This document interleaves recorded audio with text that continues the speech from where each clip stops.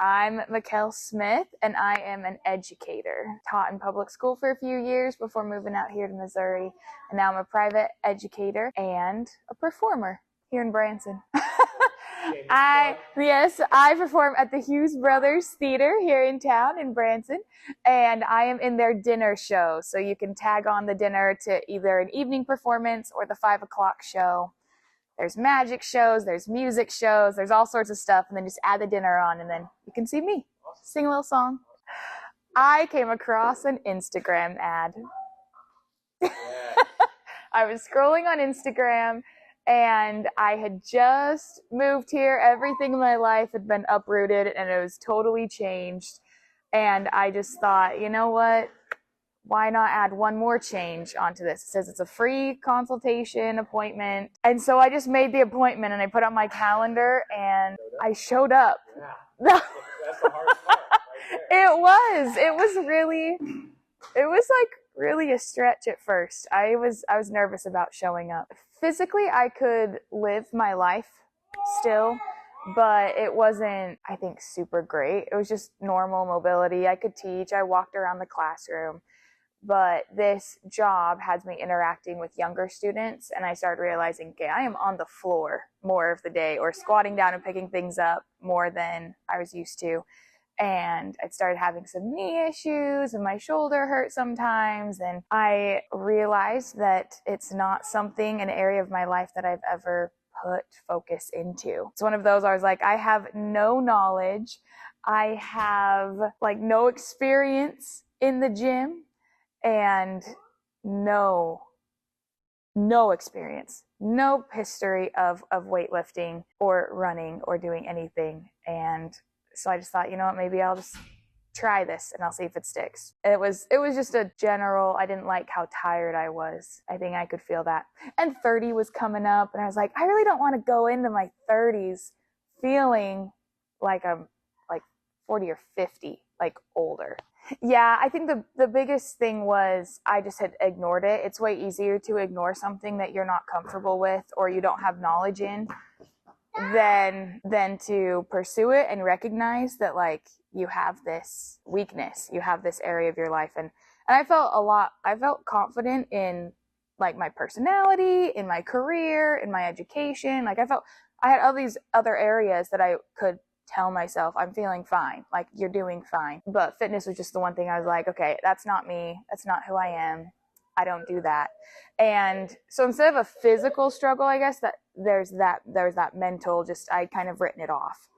And when I decided to try this is because I finally had some mental space. I wasn't working as many hours out here, and I had a mental space to kind of realize, okay, I have this area of weakness, and I would like to see if I could do anything about it. It was nerve-wracking at first. Walking in here even was the win. Legit, from March to July, probably my first 4 or 5 months, my only goal was show up. 9 months now. 9 months now. Yeah, March through December now.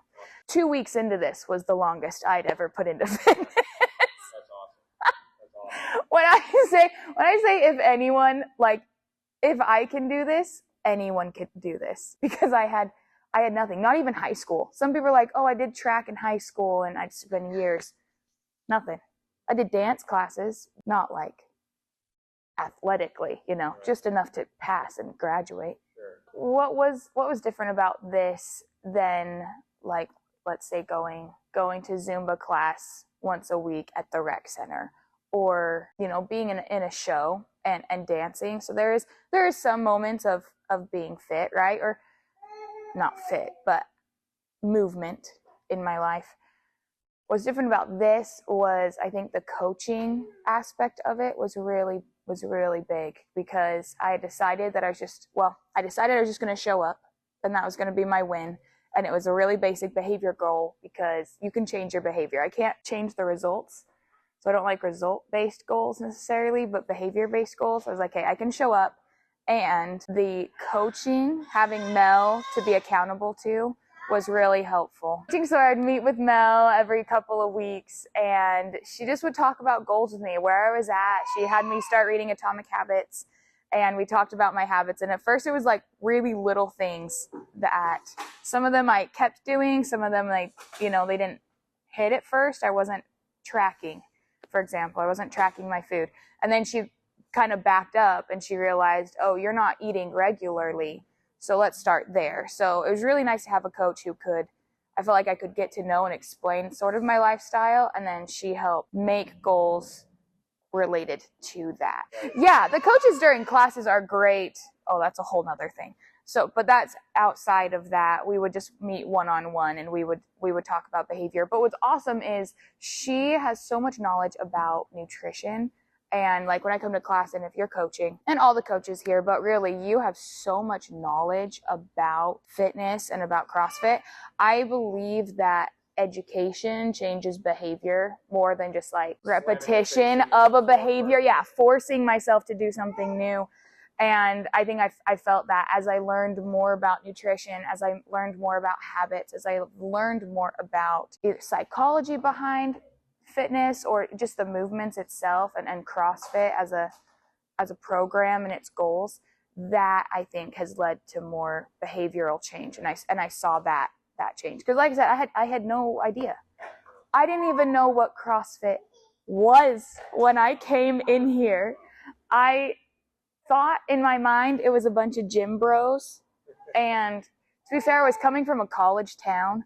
So I mean, all the gyms in town are full of these college athletes, and that's like their thing. So I think that was my image when I came here, and I was like, oh, this is just regular people wanting to be fit, wanting to live their life better. That was better. Like I said, like those first 4 or 5 months, it was legit show up. And then I was very proud of myself. And the thing is, when every win is just you showing up, suddenly you can rack up a whole lot of wins, I realized in those months. But it was about July. I can't remember what I was doing, but for some reason I had my leg like stretched out, flexing, and I went to rub my hands to like wipe off my hands or something, and I felt a muscle there. Okay. Nice. And I was like, I think that's new. And so like barely any, but you know your own body, and so when there are some changes, you notice them. So that was kind of July, and I'm like, oh, maybe I can build muscle. I'm not like, my body's not broken, but I just didn't know what to expect because I didn't have a history of how fast I could build muscle. I know my brothers and my dad, they build muscle like incredibly quickly. I don't know how that translates genetically. So then a few weeks later in August, same thing. I like brushed my arm or something and it was kind of flexed out. And I was like, wait, Mom, feel this. And my mom was visiting. She's like, wow, Mikell. And that's where I was like, okay, I think, wow, we're like, 6 months into this. And I started to see some changes. So that kind of helped build my confidence. But it was months of just trusting that this is good. I feel good afterward. It's a great way to start my morning. Yeah, I do love learning. I think that probably plays a part in this. I liked learning about the nutrition and that part of my brain. I was like, oh, this is really cool. Walking in here for that first day said that I was in a point where my mind was open. So I think open-mindedness is a key thing. That was huge. There were a couple of days that you were there just kind of watching me, but I think there was someone else who was also within her first couple of days that you were kind of watching, and then you had to coach the whole class a couple of those first days too. Yeah, I did feel like very, very coached, which was nice. Even with all of that like chaos of my first 3 weeks here, the coaches were all very knowledgeable, and I felt like they saw me. When you know nothing, you just have to accept that you know nothing. And I would just ask questions. I'm like, what does that mean? What? My self-esteem, my confidence did not come from my knowledge in fitness. Like I truly knew nothing. So yeah, open-mindedness, being willing to learn, recognizing that I didn't know what I was doing, but I was still going to show up. And then knowing that whoever was coaching, and then once I started meeting with Mel, but whoever was coaching, I could ask questions. I wouldn't be like, it's not a condescending atmosphere at all. And I think I was very worried about that aspect too. I was like, oh, everyone else is going to know so much more than me. I just have to suck it up. And it was just a really encouraging and friendly atmosphere. And I was like, good job. So great to see you. See you next time. and I could ask questions for the coaches. I didn't know that CrossFit could be scaled to your ability at all. What does that mean? That's so nice. So scaling is just, there's the advanced workout, and then there's an intermediate adaptation or modification of that workout, and then there's a beginner modification, and there's steps in between all of those. And even there are even some things in the beginner one I was like, I don't even know if I can do that. And the coach, part of their job is to help see where you're at and how you're feeling, and then help you find the movement that's going to be best to help you improve in that area and still get a good workout, but it's attainable. From an education background, it's the +1 model, where you go in with a student, you're like, this is what you know, this is where I want you, but I know I can only give you +1. But that's the role of the instructor. Yeah. I feel a big sense of accomplishment in myself, which mentally, physically, there have been, I've built some muscle. And then once I started talking real deep nutrition with Mel, and we made goals, and I went off of sugar and processed foods, that's when I started seeing more weight loss. But mostly through the year, my journey has been mental change. And I have had really great moments of feeling successful, being like, wow, you accomplished this, you showed up. But then also you're building muscle, and it's increased my confidence. I think I was a pretty confident person before that. Yeah, on stage, like I knew that I had things going for me in my life, and that was really great. But I relied on that, and it's like I have another pillar now of, instead of ignoring it and always having in the back of my head, there's this area of life that you just never do anything about. I'm like, no, actually, it was totally new and it was scary, but I've stuck with it and I've tried it, and I am still working on it. What I didn't see coming with why that matters is, well, first, why it matters. I have more energy for my job, for the kids. I'm way more fit. I have more energy just in life. And I can see that when I'm hanging out with my nieces and nephews, or when I get together with family. They're like, wow. Or if I go to a dance or something, I have energy to dance all night. There's that side of it. I've been surprised with the healing, the mental and physical healing process that I didn't realize, I didn't know that I would go on throughout this year. And there have been moments of recognizing and like forgiveness. And I think working through that and inviting Christ into my journey with that change, that's really changed me mentally. And that's where the root of the confidence and the root of feeling more at peace comes from, is I'm not pushing away those, just ignoring those negative feelings, or trying to push away that voice that says, you're not fit, you're overweight, or whatever the messages are of the world. It's, no, you are working on these areas, but I could forgive my past self, feel like I could just move on from that and not be as burdened. And that's been really cool. Yeah, that's actually, I didn't expect that at all from this, but that's been a really cool, I think, for me, why it matters that I keep coming.